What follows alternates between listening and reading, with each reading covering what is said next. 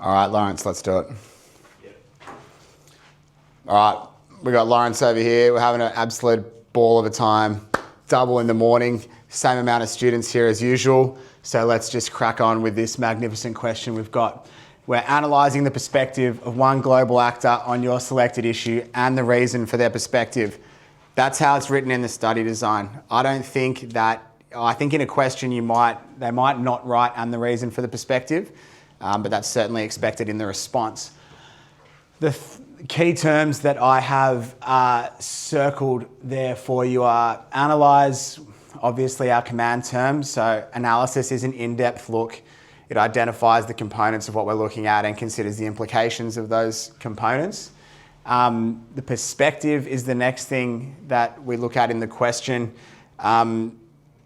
It's very important when we're analysing perspectives that we don't look at some of the other things in the study design that sound like perspectives. So the perspective is the point of view of the actor. So one perspective of one global actor on your selected issue and the reason for their perspective. So the perspective is the point of view of the global actor that we are going to look at. It's not an interest and it's not a response. So we're not looking at interest, we're not looking at response. We're looking at how they interpret the events or the issue. So for us, this is weapons of mass destruction, and how do they justify their responses? So their perspective might be used to justify a response. And now the reason is quite obvious. The reason is, why do they hold this perspective? Where has this come from? And why is this something that they are that they're looking at? I've done an overview on the USA as a global actor, as our global actor. The overview is fairly straightforward. So the USA, as we know, view the proliferation of weapons of mass destruction as a threat to global and national security. So they view it as a threat to their own security, and they view it as a threat to the security of their allies.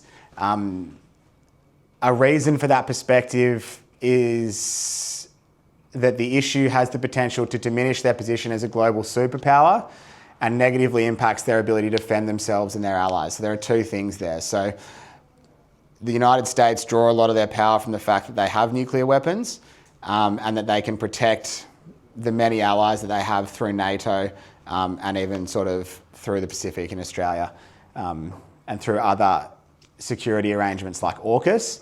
Now, if nuclear weapons get into the hands of the wrong people, it makes their position as defenders of those allies and of themselves more tricky. The more people that have these weapons, the harder it is to ensure global security, and the more likely it is that we see military conflicts take place. So there's some of the reasons for the perspectives. The potential to diminish their position as a global superpower here, I think, is important. The more people that have nuclear weapons, the more people have a claim to legitimately be seen as some sort of global superpower. Two case studies that you would look at in this response potentially would be Iran and North Korea.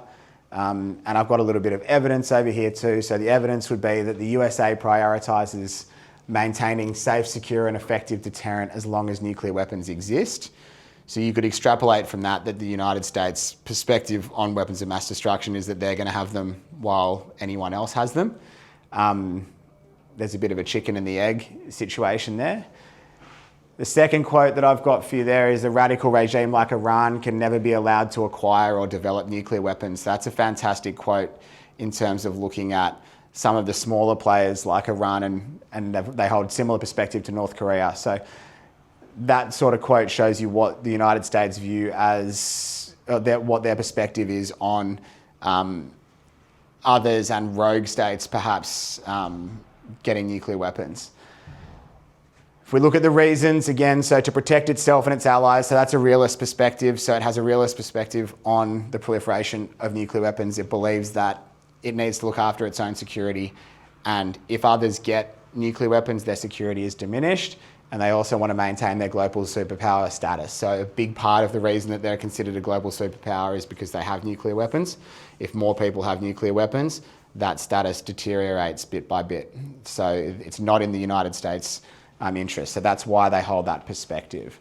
So if we were going to go and put this question together, which I would like you to do now, I would be expecting for a 7 marker, a short sort of contention, something that maybe summarises that overview succinctly. Then I would like to see some of the perspectives laid out, from the United States, you could use some of that evidence. And beyond that, I would like to see the last part of the question, perhaps just look at the reasons for it. So a good hard look at the evidence within that first part of the question, and then I would like to see reasons either within that paragraph or at the end. But we need to see perspectives and we need to see the reasons for the perspectives. But have a go at this question, write it out. As an aside, you would likely to see in a question like this, it might get written as one global actor, you might get written as a non-state actor, it might get written as a regional grouping, it might get written as a state, but I would have responses ready for all of them if possible. See you later.